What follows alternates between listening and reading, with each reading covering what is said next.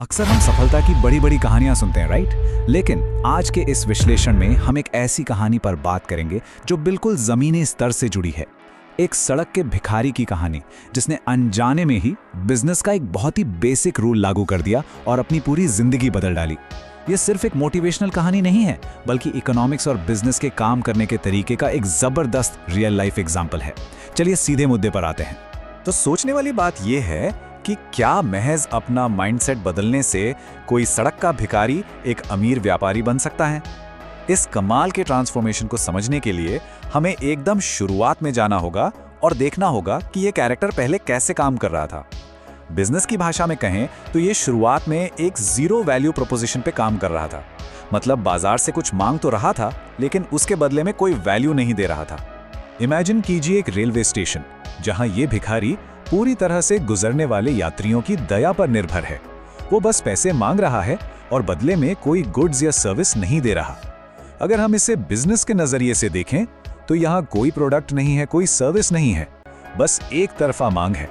और हम सब जानते हैं कि ये कोई सस्टेनेबल बिजनेस मॉडल नहीं है, क्योंकि इसमें रेवेन्यू का कोई फिक्स सोर्स होता ही नहीं है। सब कुछ बस किस्मत पर टिका होता है। लेकिन फिर आता है वो टर्निंग पॉइंट। एक दिन एक बहुत ही वेल ड्रेस्ड सूट बूट वाला आदमी स्टेशन पर आता है। जब ये भिखारी उससे पैसे मांगता है तो वो आदमी दान देने से साफ मना कर देता है। लेकिन वो सिर्फ मना नहीं करता, बल्कि एक बहुत ही कड़वा पर जिंदगी बदल देने वाला सच बोलता है। वो कहता है कि मैं एक बिजनेसमैन हूं और सिर्फ गिव एंड टेक में यकीन रखता हूं। कुछ दोगे तभी कुछ मिलेगा। ये एक ऐसा मोमेंट था जिसने भिखारी के सोचने के तरीके को पूरी तरह से हिला के रख दिया। अब इस कॉन्सेप्ट को थोड़ा गहराई से समझते हैं। उस बिजनेसमैन ने असल में भिखारी को लॉ ऑफ एक्सचेंज यानी लेन देन के नियम से इंट्रोड्यूस कराया था। इकोनॉमिक्स का सबसे बेसिक रूल कि कुछ भी वैल्यूएबल पाने के लिए बदले में कुछ वैल्यूएबल देना ही पड़ता है। इस एक सिंपल से रूल ने भिखारी के दुनिया देखने के नजरिए को तोड़ दिया। उसे रियलाइज हुआ कि उसकी गरीबी का कारण कोई खराब किस्मत नहीं है, बल्कि वैल्यू प्रोवाइड ना कर पाना है। इस झटके के बाद वो पूरे 2 दिनों तक बस यही सोचता रहा। उसके पास रिसोर्सेज की कमी थी और वो इसी बात से जूझ रहा था कि यार, मैं तो खुद एक भिखारी हूं, मैं दूसरों को क्या दे सकता हूं। और यहीं पर एक बहुत बड़ा बिजनेस रियलाइजेशन होता है। पैसे ना कमा पाने का सीधा कनेक्शन वैल्यू ना दे पाने से है। जब तक बाजार में उतारने के लिए कोई प्रोडक्ट या सर्विस नहीं होगी, बात नहीं बनेगी। उससे अब एक प्रोडक्ट की तलाश थी। और फिर तीसरे दिन जो हुआ वो एक brilliant zero cost business pivot का परफेक्ट एग्जाम्पल है। उसने अपने आसपास देखा और एक फ्री रिसोर्स ढूंढा। स्टेशन के पास उगने वाले जंगली फूल। उसने उन फूलों को इकट्ठा किया और अपने रेडीमेड कस्टमर्स यानी ट्रेन के यात्रियों के साथ उनका एक्सचेंज शुरू कर दिया। टेक्निकली देखा जाए तो बिना एक भी पैसा लगाए उसने अपनी पहली सप्लाई चेन सेटअप कर ली थी। इस बदलाव का रिजल्ट बिल्कुल इंस्टेंट था। जो लोग उसे पैसे देते वो उन्हें फूल बांटने लगा और उसकी डेली कमाई में जबरदस्त उछाल आ गया। बाजार हमेशा वैल्यू की रिस्पेक्ट करता है ना? लेकिन यहां एक सप्लाई की दिक्कत भी आ गई। जैसे ही उसकी इन्वेंट्री यानी फूल खत्म होते, उसका रेवेन्यू सीधा गिरकर 0 हो जाता। ये एक ऐसा बेसिक बिजनेस चैलेंज है जिसे हर एंटरप्रेन्योर कभी ना कभी फेस करता ही है। कुछ टाइम बाद जब वो बिजनेसमैन वापस उसी स्टेशन पर आया तो भिखारी ने पूरे कॉन्फिडेंस के साथ उसे पैसे के बदले फूल ऑफर किए।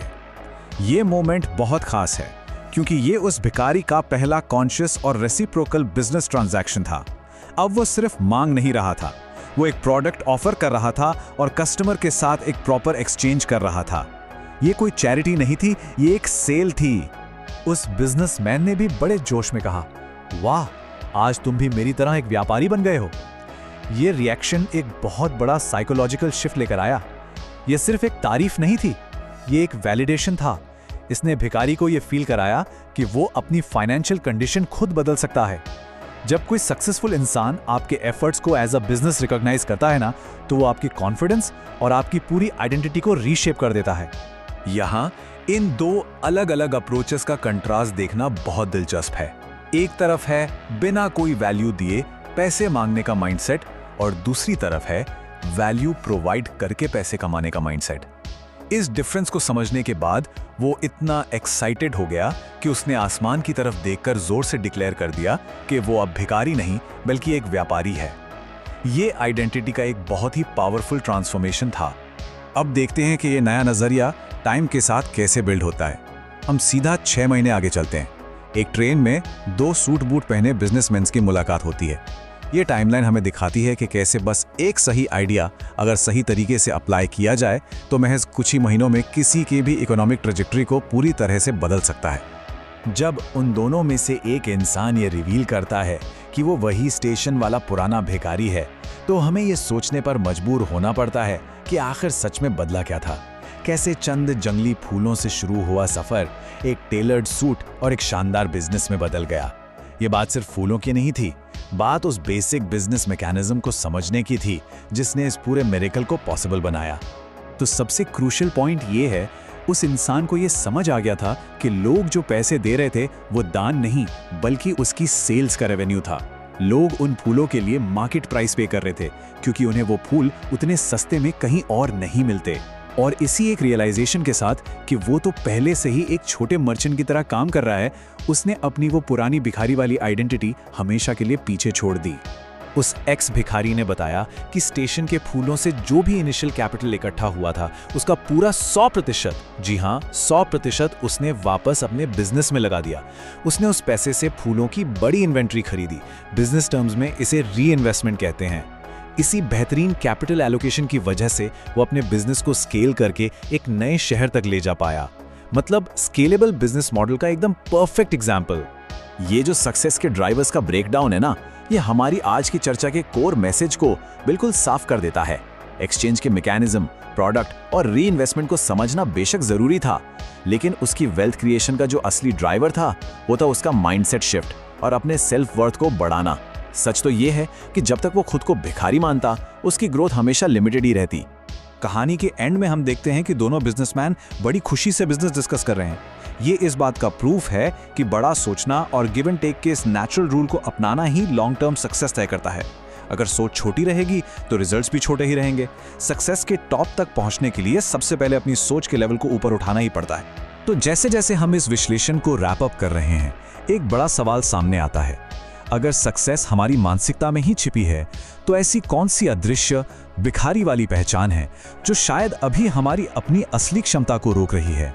एक पैसिव माइंडसेट को छोड़कर एक्टिवली वैल्यू प्रोवाइड करने का माइंडसेट कैसे हमारे इकोनॉमिक ग्राफ को पूरी तरह से बदल सकता है, ये सोचने वाली बात है। जब तक हम वैल्यू क्रिएट करने पर फोकस नहीं करेंगे, हम अपना ट्रू पोटेंशियल अनलॉक नहीं कर सकते। इस चर्चा का हिस्सा बनने के लिए बहुत बहुत शुक्रिया।